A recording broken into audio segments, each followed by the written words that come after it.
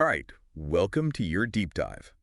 Ready for this? Okay. Today we are diving into the world of Tecoma Stans. Tecoma Stans. Yeah, those are the ones with the vibrant trumpet-shaped flowers. Mm-hmm. Some folks call them yellow bells or elder. Yeah. We're taking all our cues from a blog post on this one. Okay. It's called Notes on Gardening, Mm-hmm. Part 462.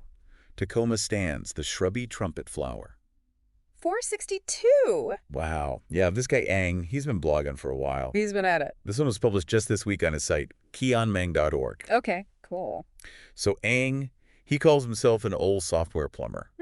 That's interesting. So it's really interesting to see how, like, that analytical mind kind of approaches the whole gardening thing, you know? Right. It's not your typical, like, botanist's blog, and that's part of what makes it so interesting to read, I think. Yeah, I agree. It's unique. It is. And in this post, he's, like, chronicling his experience with this Tecoma Stans he just bought. Mm-hmm. And get this, like, on impulse. Yeah.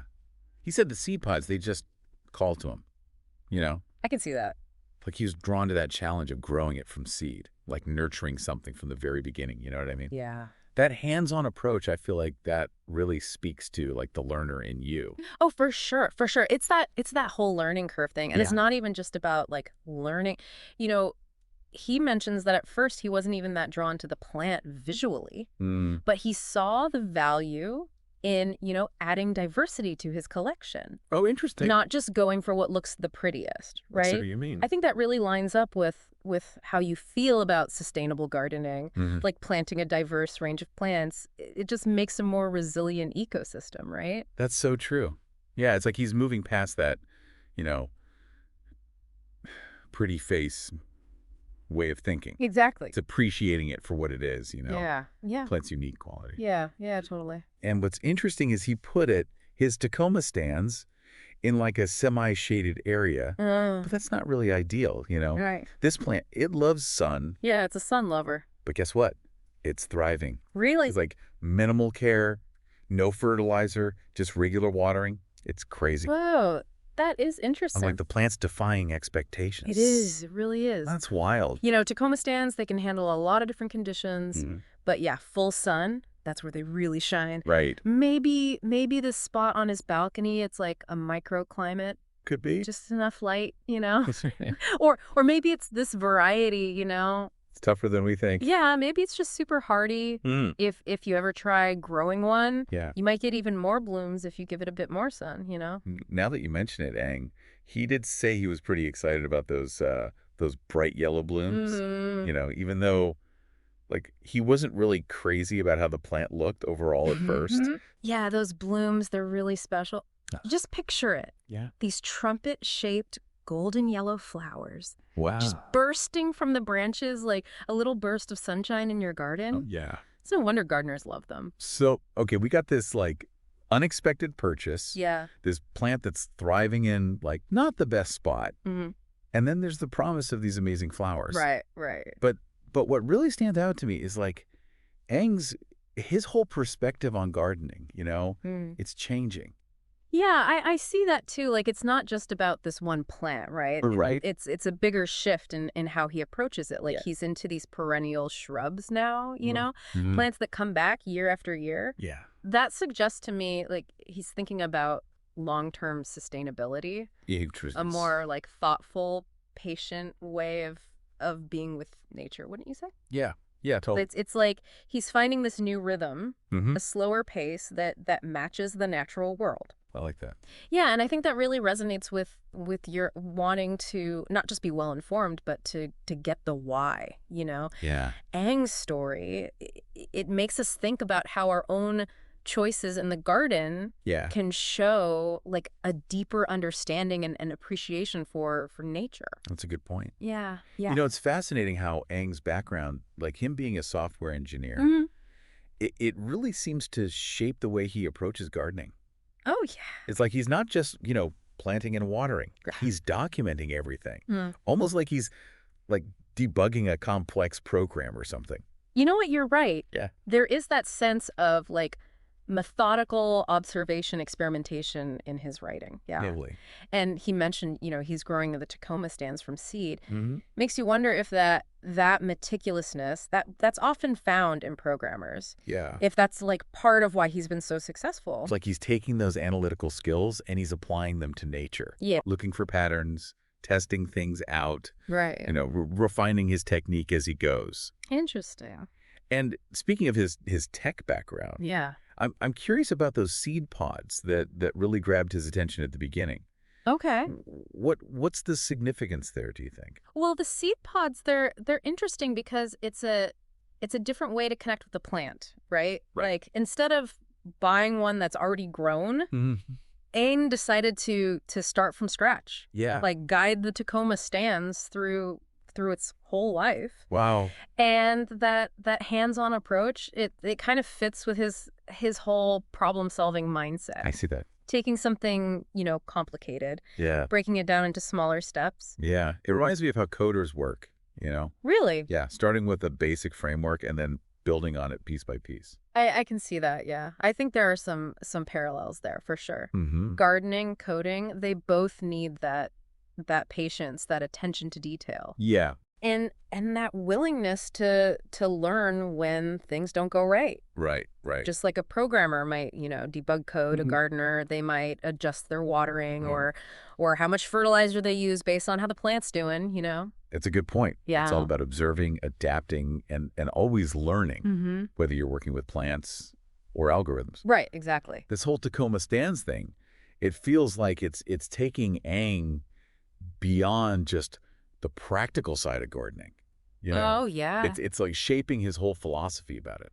I think so, too. Yeah. Remember how he said, like, at first he didn't even think the plant was that pretty? Yeah. But he still planted it. I know. It's like he sees something deeper in the plant beyond just, how it looks. He gets its, like, inherent value, Totally. its role in the whole ecosystem. It's like a growing awareness of biodiversity and sustainability.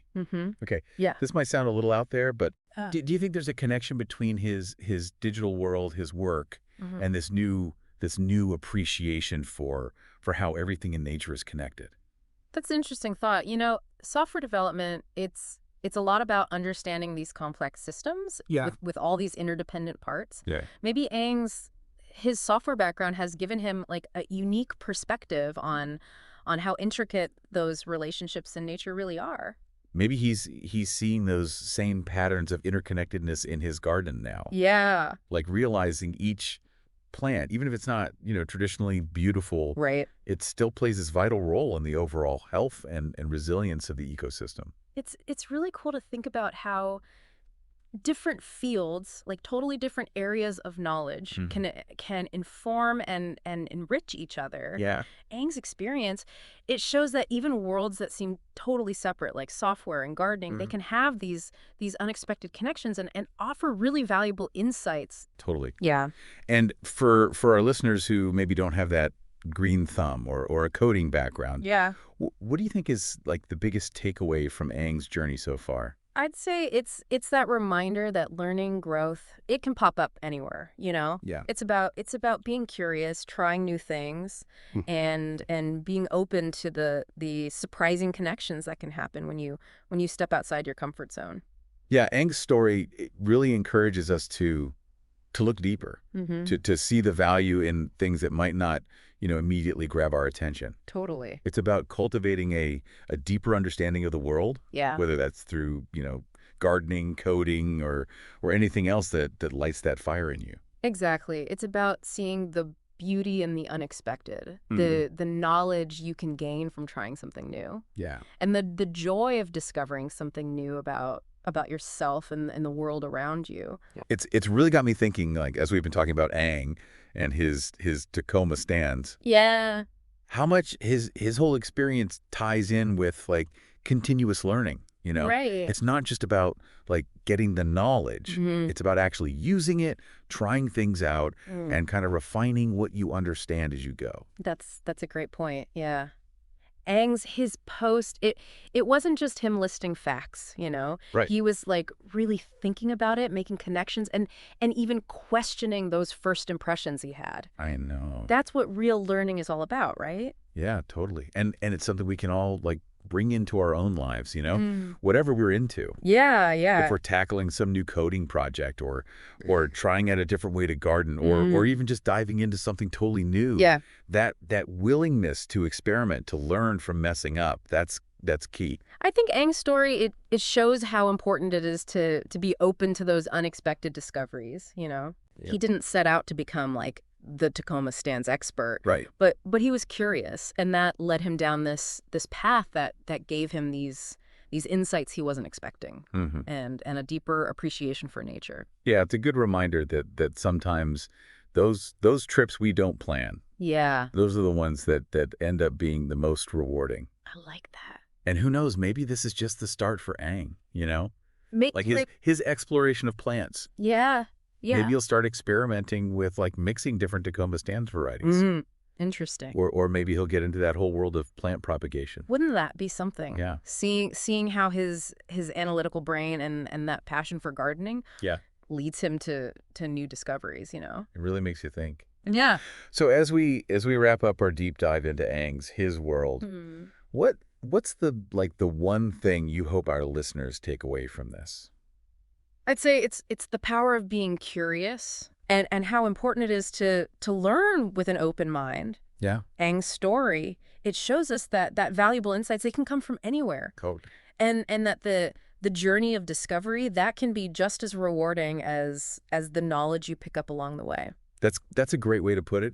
And remember, everyone, like Aang's story reminds us, learning, it never stops. It's an adventure. Yeah. So keep exploring, keep asking questions, and keep embracing those unexpected aha moments. The aha moments. Yeah, those are the things that make life so rich and fulfilling, you know. They really do. Thanks for joining us on this deep dive. Always a pleasure.